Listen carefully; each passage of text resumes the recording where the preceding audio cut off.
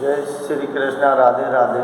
सभी भाई बहनों को मेरा नमस्कार। देवांश हिंदी क्लासेज में आप सभी का स्वागत है। देखिए, अपनी श्रृंखला चल रही थी और वो श्रृंखला चल रही थी अपने दीर्घ उत्तरीय प्रश्न जो आपके हैं, और पीडीएफ जो है हिंदी साहित्य फर्स्ट सेमेस्टर की बड़े क्वेश्चनों की वो डाल दी है, थोड़ा सा उसको देख लेना।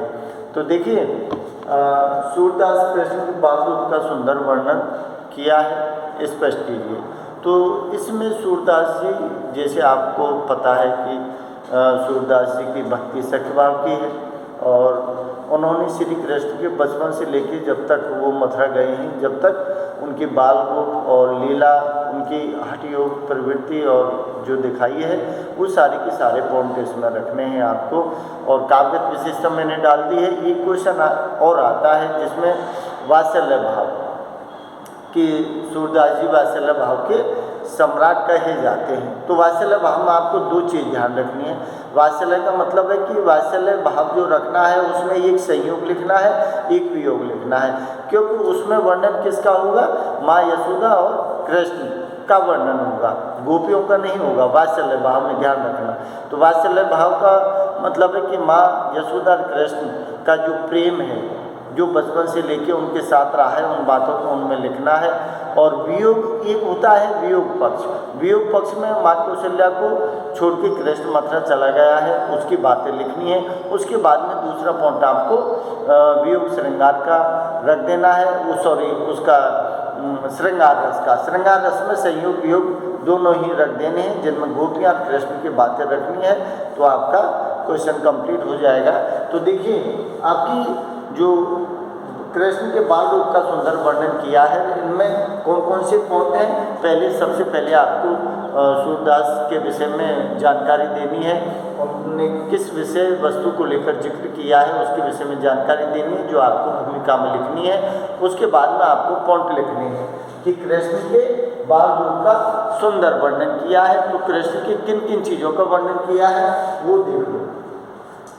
तो देखिए, सबसे पहले आपको लिखना है शिशु रूप का वर्णन।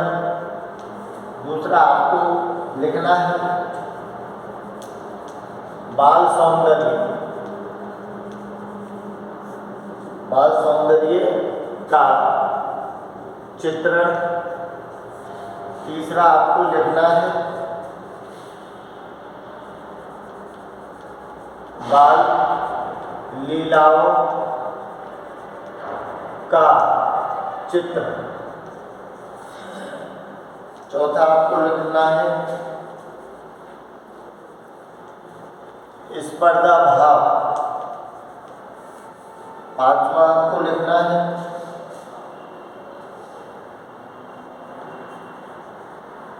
झूठ बोलने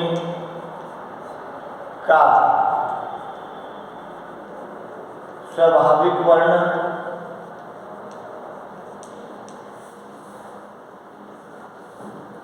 अगला है प्रति उत्पन्न मति। क्या दिया है?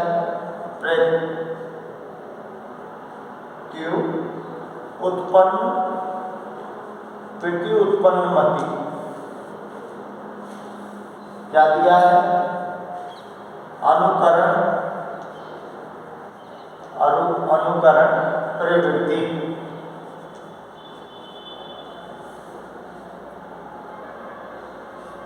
और सातवां यहां लिख दो खिसियाने का भाव। खिसियाने का भाव। हट। क्या दिया है? हट प्रवृत्ति। और क्या दिया है? वाक् चातुर्य।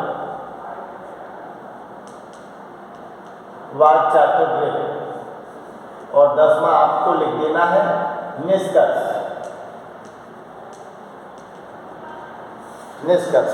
ये पॉइंट है आपको, जो कृष्ण के बाल रूप का सुंदर वर्णन किया है।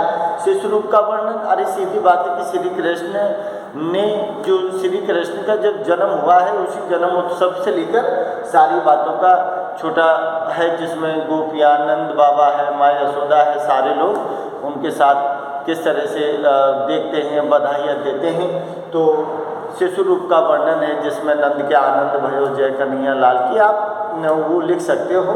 और बाल रूप सौंदर्य का चित्रण है जिसमें सारे जो गोपियाँ हैं उनके बाल सौंदर्य को और उनसे बातें करने के लिए लालायित रहती हैं, उनके बंसी को दबा लेती हैं। तो उसका भी वो वर्णन किया है। बाल लीलाओं का वर्णन शुरू से लेकर अंत तक बहुत सारी बाल लीलाएँ की हैं उन्होंने, जिसमें वत्सासुर का वध किया है, पूतना का वध किया है, नहीं क्या, गोपियाओं के संग रास रचाया है। तो वो सारी बाल लीलाओं का चित्रण। स्पर्धा भाव का मतलब होता है एक बच्चे के अंदर जो स्वाभाविक प्रक्रिया होती है, स्पर्धा, एक दूसरे को देख के। तो जैसे छोटे छोटे उसके सखा हैं, उनकी चुटियाँ बढ़ जाती है, तो कहता है कि मैया कि मेरी चोटी कबो बढ़ेगी, दूध पीवत मोए ते दिन, भाई आ जाओ ये छोटी।